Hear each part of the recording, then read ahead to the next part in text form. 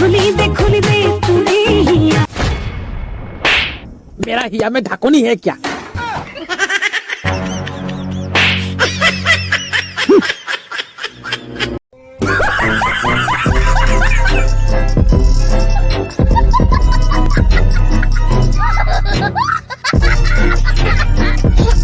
बहन तो कितनी प्यारी है ना। Oh thank you. कैसा लगा मेरा मजाक?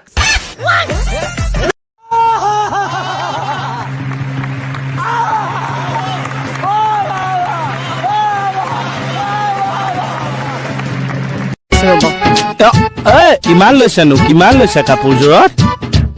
3800।